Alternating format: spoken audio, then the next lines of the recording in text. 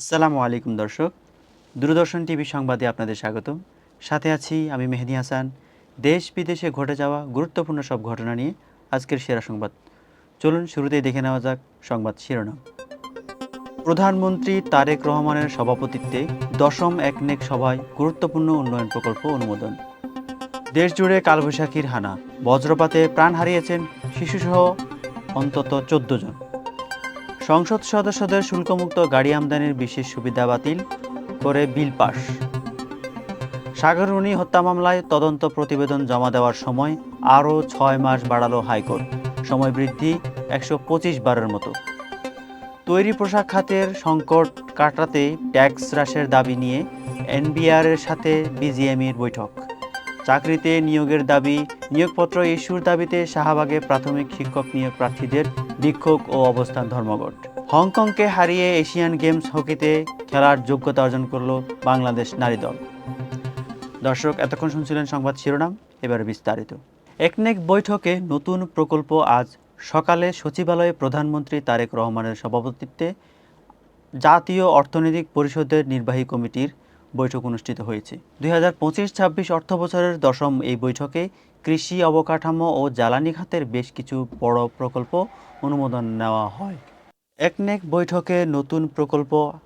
আজ সকালে সচিবালয়ে প্রধানমন্ত্রী তারেক রহমানের সভাপতিত্বে জাতীয় অর্থনৈতিক পরিষদের নির্বাহী কমিটির বৈঠক অনুষ্ঠিত হয়েছে।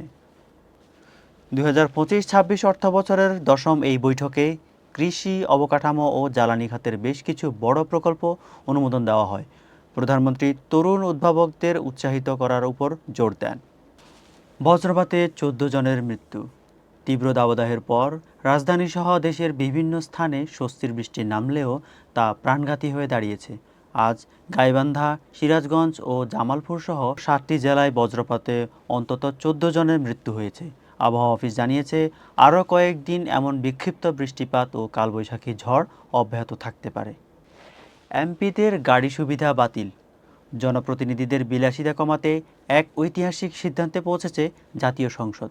সংসদ সদস্যদের শুল্কমুক্ত গাড়ি আমদানির যে বিশেষ সুবিধা দীর্ঘকাল ধরে চলে আসছিল, তা আজ বিল পাসের মাধ্যমে বাতিল করা হয়েছে। এখন থেকে এমপিদেরও সাধারণ নাগরিকদের মতো শুল্ক দিয়ে গাড়ি কিনতে হবে।